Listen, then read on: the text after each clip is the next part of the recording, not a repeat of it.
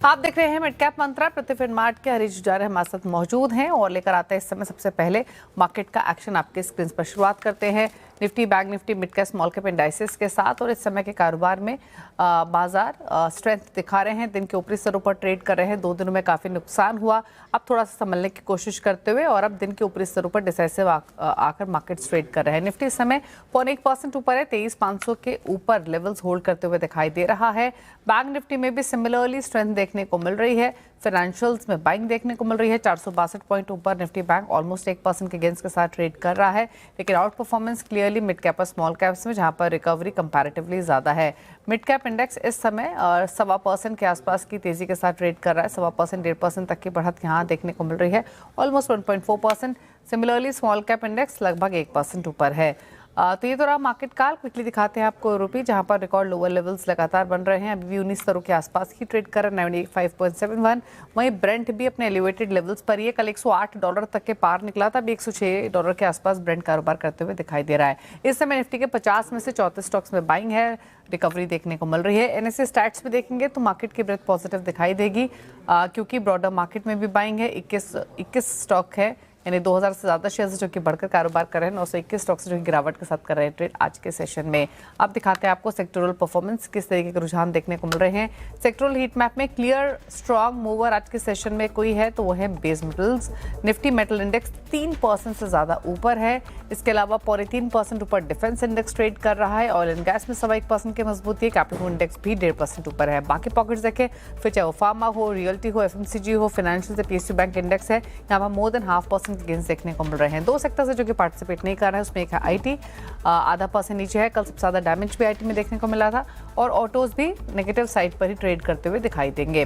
लेकिन इस मूड माहौल के बीच में ट्रेडिंग स्ट्रैटेजीज आपकी क्या हो सकती हैं, उस पर बातचीत करते हैं। हरीश जुजारे हमारे साथ मौजूद हैं। हरीश नमस्कार। बताइए पहले तो क्या रहेगी निफ्टी बैंक निफ्टी पर टिल मार्केट क्लोजिंग, क्या लाइकली टारगेट नेक्स्ट आप एक्सपेक्ट कर रहे हैं?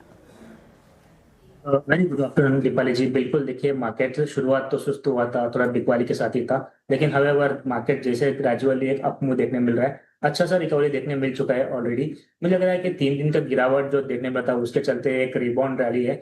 बस अभी भी मुझे लग रहा है कि सेटअप थोड़ा वीक ही है, क्योंकि जिस तरीके से एक सपोर्ट था निफ्टी में 23,500, 605, 550 और 600 के आसपास, वो जैसे टूटा, मुझे लग रहा है कि अभी भी उसके नीचे ट्रेड कर रहा है। हो सकता है कि निफ्टी में सिर्फ पुल बैक रैली है।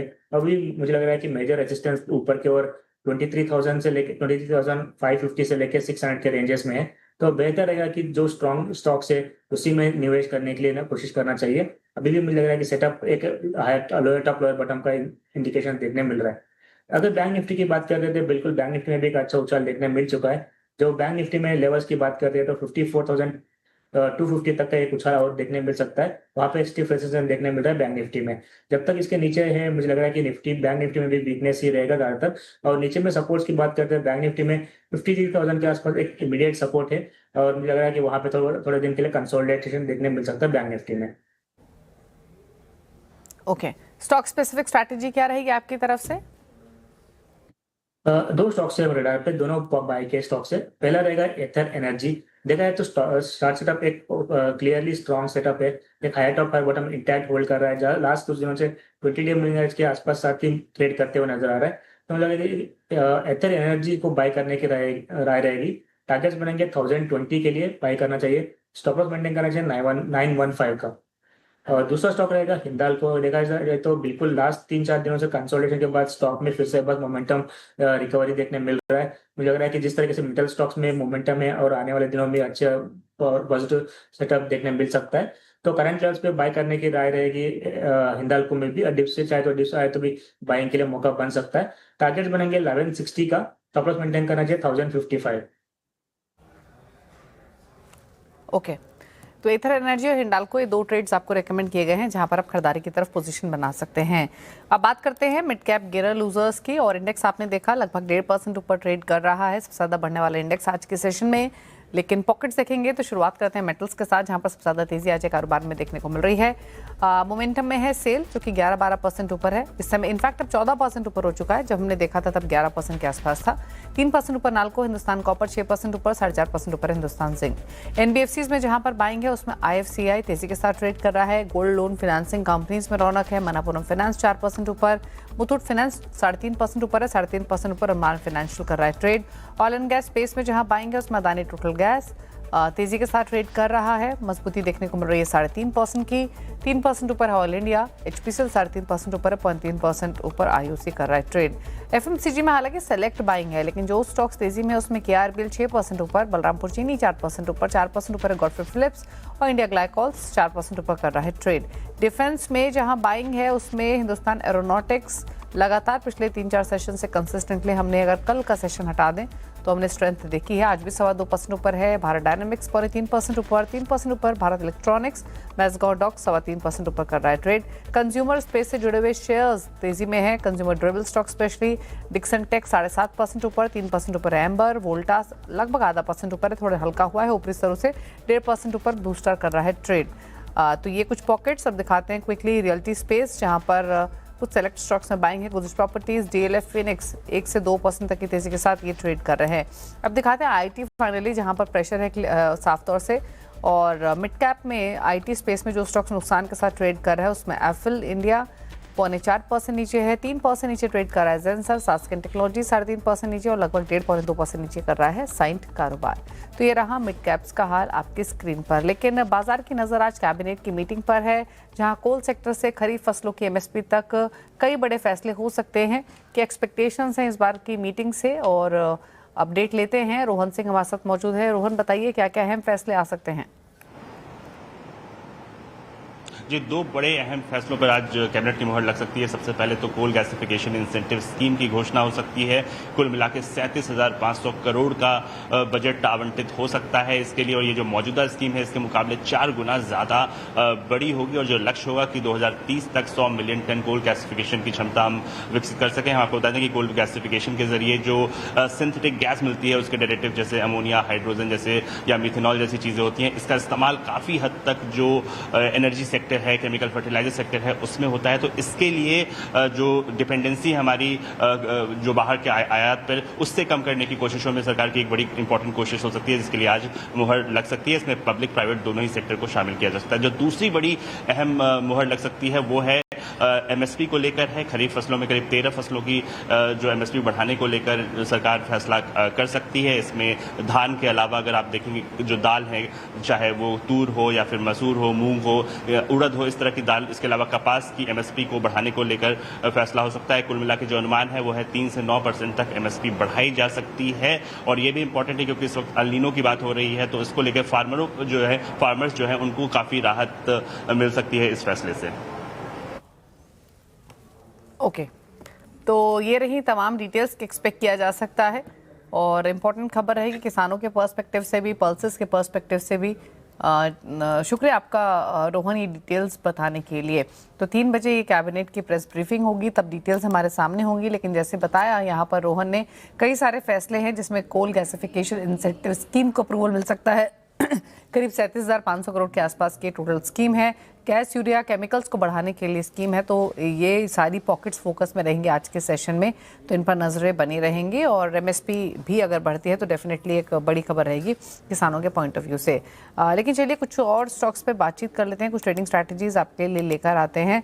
अच्छा, मेटल्स में कोई स्टॉक आपको आज के मूव के बावजूद भी ऐसा लग रहा है जहां पर नई पोजीशंस क्रिएट की जा सकती हो, जहां पर स्ट्रेंथ देखने को मिल रही हो और लग रहा है कि फर्दर मूव अपना एक्सटेंड कर सकता है? दीपाली जी, अगर देखा है तो बिल्कुल देखा है तो मेटल्स में अभी भी तेजी देखने मिल सकती है। स्पेशली अगर देखा तो पहले वेदांता का बात करेंगे तो वेदांता में देखा तो लगातार एक high top high bottom intact है, और आज के ट्रेडिंग सेशन में ऑलमोस्ट एक नया हाई बन चुका है स्टॉक में। और डीमर्जर के बाद भी मुझे लग रहा है कि इसमें स्ट्रेंथ अभी भी बरकरार है। तो ओवरऑल सेटअप पॉजिटिव है वेदांता में। मुझे लग रहा है कि करंट लेवल्स पे एक बाइंग के लिए मौका बन सकता है। ऊपर की ओर मुझे लग रहा है कि जल्दी स्टॉक प्राइस 350 तक के लेवल्स देखने मिल सकते हैं आने वाले दिनों में। सेटअप पॉजिटिव है, बाई करने की राय रहेगी हर डिप में वेदांता में। दूसरा स्टॉक रहेगा जीएमडीसी, एक स्टॉक है जहाँ पे हमने 3-4 दिनों की लगातार एक गिरावट देखने मिल रहा था, स्टॉक थोड़ा संभलते हुए नजर आ रहा है। एक स्ट्रॉन्ग सपोर्ट के आसपास रिकवरी देखने मिल रहा है जीएमडीसी में भी। जीएमडीसी में एक अच्छा मौका बन सकता है बाइंग के लिए, जहाँ पे ऊपर की ओर शॉर्ट टर्म की नजर से देखा है तो 750, 730 और 750 के टारगेट्स देखने मिल सकते हैं। ओवरऑल जीएमडीसी और वेदांता दो स्टॉक्स रहेंगे मेटल में मेरे तेजी के रुझान में।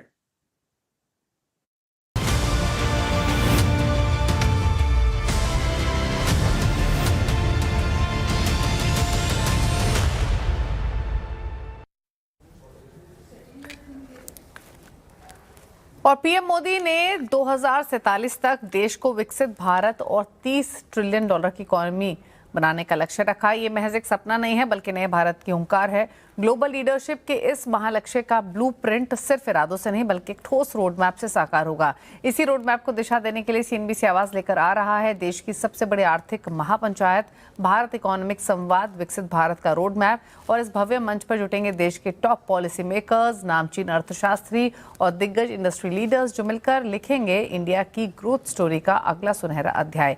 एक मंच, एक विजन। देखिए भारत इकोनॉमिक संवाद 26 मई को सुबह 10:30 बजे से सिर्फ सीएनबीसी आवाज पर।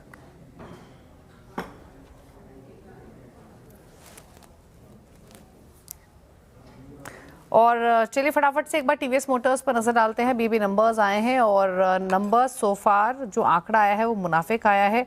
998 करोड़ की प्रॉफिटेबिलिटी कंपनी ने रिपोर्ट की है, जो कि इन लाइन विद एक्सपेक्टेशंस। ये 1000 करोड़ के आसपास का मुनाफा में एंटिसिपेट कर रहे थे टीवीएस मोटर्स से, और उसके हिसाब से जो आंकड़ा आया है वो अनुमान के हिसाब से ही है। टीवीएस मोटर्स हरे निशान में आते हुए नंबर्स के बाद देखना होगा कि इनके मार्जिन्स, रेवेन्यू, एबिटा फ्रंट पर किस तरीके की ग्रोथ आती है। आय का आंकड़ा भी इन लाइन विद एक्सपेक्टेशंस आया है। 12,592 करोड़ का आय कंपनी ने रिपोर्ट की है। अनुमान था कि 12,655 करोड़ का आंकड़ा आ सकता है, which is also in line with expectations. तो आंकड़े जो आए हैं सो फार वो अनुमान के हिसाब से ही दिखाई दे रहे हैं। स्टॉक कोशिश करते हुए वापस हरे निशान में आने की, इस समय 1% के आसपास के गेंस देखने को मिल रहे हैं। बाय द टाइम हरीश एक बार आप इसके चार्ट्स देखिए, मैं तब तक और फिगर्स देख लेती हूँ। जो नंबर्स आए हैं उसमें मुनाफे का आंकड़ा और प्रॉफिटेबिलिटी जो रेवेन्यू का आंकड़ा है वो अनुमान से आसपास ही दिखाई दे रहा है। मार्जिन पिक्चर देखने होगी किस तरीके की रहती है, एबिटा ग्रोथ किस तरीके की रहती है, बट नंबर्स बेहतर। स्टॉक में क्योंकि इंस्टेंट रिएक्शन आ रहा है, by the time of figures आती हैं, एक राय भी ले लेते हैं। एक बार देखिए पोस्ट अर्निंग्स एक पॉजिटिव साइड पर रिएक्शन देते हुए टीवीएस मोटर्स। दीपाली जी बिल्कुल देखा है तो जैसे जैसे न्यूज आते चलता है फ्लो के हिसाब से स्टॉक में भी अच्छा मूवमेंट देखने मिल रहा है।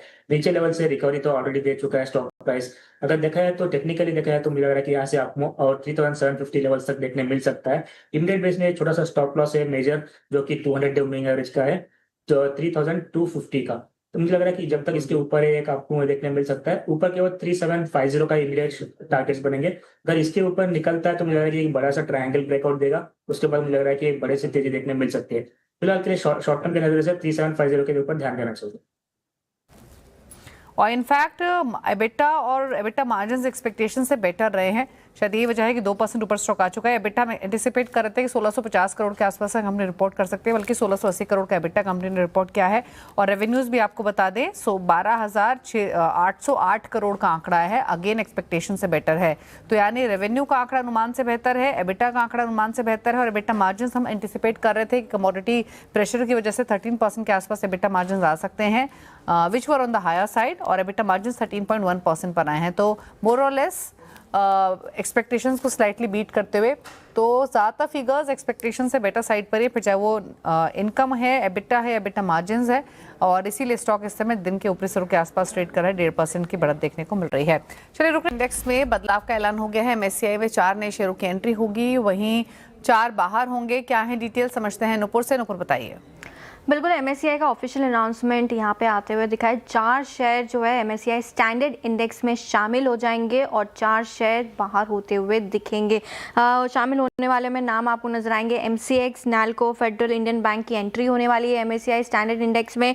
और बाहर जाने वाली लिस्ट में ह्युंडई, जुबिलेंट फूड जैसे नाम आपको नजर आएंगे। अब 4 अंदर आ रहे हैं और 4 बाहर जा रहे हैं तो वेटेज पे इम्पैक्ट नहीं होगा। 12.3% के आसपास ही वेटेज जो है वो रहने वाला है। स्मॉल कैप इंडेक्स इंडेक्स की बात करें तो 16 नए शेयर जो है वो स्मॉल कैप इंडेक्स में शामिल होते हुए नजर आएंगे। वहीं दूसरी तरफ 31 शेयर जो है वो MSCI स्मॉल कैप इंडेक्स से बाहर चले जाएंगे। तो नेट ऑफ 15 शेयर ज़्यादा स्मॉल कैप से बाहर होते हुए नजर आ रहे हो। ये सारे एडजस्टमेंट जो है 29 मई से लागू हो जाएंगे। अब एक बार इनफ्लोज की भी बात कर लेते हैं।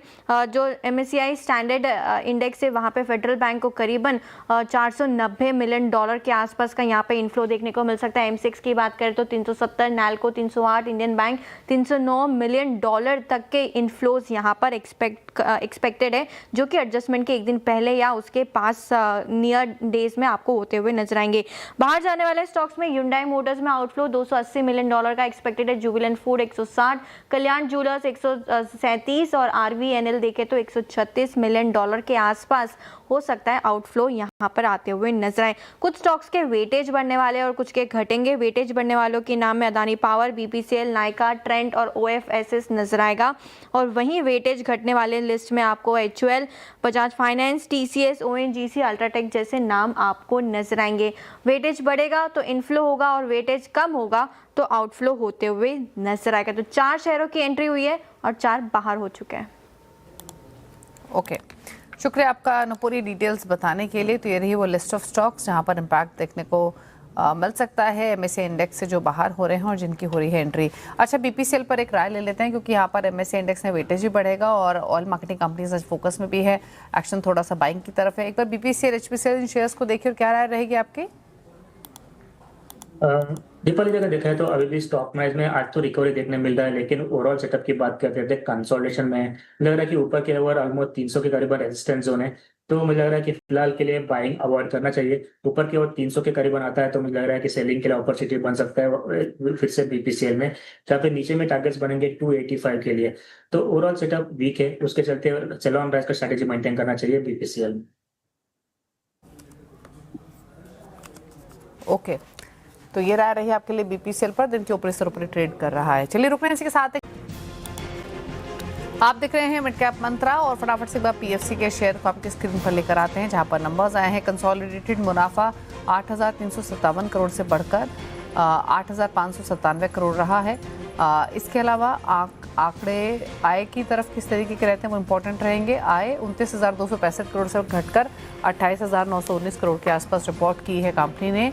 तो आय में कमी देखने को मिली है, मुनाफा हालांकि बेहतर रहा है। स्टॉक एक इंस्टेंट रिएक्शन के साथ 445 पर ट्रेड करते हुए दिखाई दे रहा है। 1% के गेंस हैं। नेट इंटरेस्ट इनकम आपको बता दें कंसोलिडेटेड मुनाफा तो बढ़ा है 8,597 करोड़ के आसपास रहा है, लेकिन नेट इंटरेस्ट इनकम घटी है 12,109 करोड़ से घटकर 10,833 करोड़ के आसपास रिपोर्ट की है सालाना आधार पर। एक बार स्टॉक पर क्विकली क्या राय रहेगी आपकी? अगर देखा है तो PFC के स्टॉक में रिसेंटली हमने एक स्ट्रॉन्ग सेटअप देखा था और एक करेक्टिव फेज के बाद फिर से रिटेस्ट करते हुए नजर आ रहा है आज के ट्रेडिंग सेशन में। तो ब्रेकआउट था 430 के आसपास था, वहां से मुझे लग रहा है कि उसी के आसपास ट्रेड कर रहा है। करंटली सेटअप पॉजिटिव है, लग रहा है कि इनवर्स हेड एंड शोल्डर का फॉर्मेशन भी है। आने वाले दिनों में और अच्छे टारगेट्स देखने मिल सकते हैं ऊपर के लेवल पे। सपोर्ट्स के हिसाब से देखा है तो 430 का ही स्टॉप लॉस मेंटेन करना चाहिए किसी के पास लॉन्ग है तो। अभी भी करंट लेवल्स पे रिस्क रिवॉर्ड फेवरेबल है बाइंग के लिए, तो 430 के स्टॉप के साथ अभी भी बाइंग के लिए मौका बन सकता है PFC में। ओके, 447 पर PFC ट्रेड करते हुए। चलिए शुक्रिया आपका हरीश आने के लिए शो में और अपने व्यूज देने के लिए। आगे बढ़ते हुए अब क्लाइंट नंबर 1 का अपडेट लेकर आते हैं। इस हफ्ते सेमको सिक्योरिटीज के उमेरा, LKP सिक्योरिटीज के रूपक डे, फिनवर्क मैनेजमेंट के मधु बंसल के बीच मुकाबला चल रहा है। दिखाते हैं आपको रिटर्न की स्थिति क्या बनी हुई है तीनों ही खिलाड़ियों के बीच में। ओमेरा का पोर्टफोलियो पॉजिटिव रिटर्न्स दे रहा है। रुकने इसी के साथ एक ब्रेक के लिए। ब्रेक के पर अब देखिए न्यूयॉर्क कंपनी, जहां हम बातचीत करेंगे सोनाटा सॉफ्टवेयर के CFO जगन्नाथम चक्रवर्ती से। एक छोटे से ब्रेक के बाद न्यूयॉर्क कंपनी में। नमस्कार।